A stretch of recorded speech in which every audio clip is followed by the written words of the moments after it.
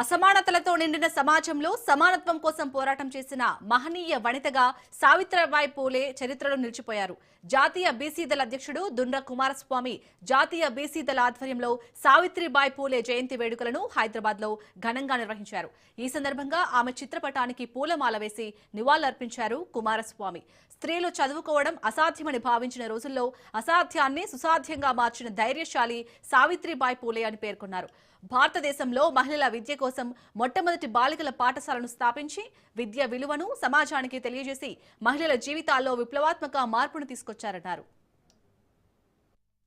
ఈరోజు సావిత్రిబాయి పూలే జయంతి సందర్భంగా ఆమె ఆశయాలను నెరవేర్చే విధంగా ప్రతి ఒక్కరూ కృషి చేయాలని తెలియజేస్తున్నాను. అంతేకాకుండా అసమానతతో కూడిన సమాజాన్ని సమానత్వం కోసం పోరాటం చేసిన ఒక వీర వనిత సావిత్రిబాయి పూలే అని తెలియజేస్తున్నాం. ఆనాడు ఆ రోజుల్లో స్త్రీలకు మహిళలకు చదువు అనేది అసాధ్యం. అలాంటి సందర్భాలలో అసాధ్యాన్ని సుసాధ్యం చేసిన ఒక గొప్ప మహిళా మూర్తి అని ఈ సందర్భంగా తెలియజేస్తున్నాను. అంతేకాకుండా భారతదేశంలోనే మొట్టమొదటి పాఠశాల మహిళల కోసం ఏర్పాటు చేసిన ఘనత కీర్తి ఆమెకే చెందుతుందని, అంతేకాకుండా విద్య ద్వారానే అన్ని సమస్యలకు విముక్తిని భావించి ఆనాడు పాఠశాలలు మహిళల కోసం ఏర్పాటు చేసింది. అణగారిన వర్గాల కోసం కావచ్చు, మరియు మహిళల కోసం కావచ్చు, మరియు బడుగు బలహీన వర్గాల కోసం విద్యను అందించడానికి ఆమె బలమైన సంకల్ప బలంతో నమ్మిన సిద్ధాంతం కోసం అడుగులు ముందుకు వేసింది.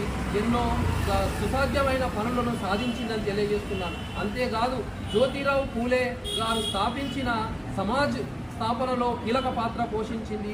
మరియు మహిళల కోసం అభివృద్ధి కోసం మహిళా మండల్ సేవను ఏర్పాటు చేసి విశేష కృషి చేసిన వీర వనిత ఇది సావిత్రిబాయి పూలే గారు అని తెలియజేస్తున్నారు.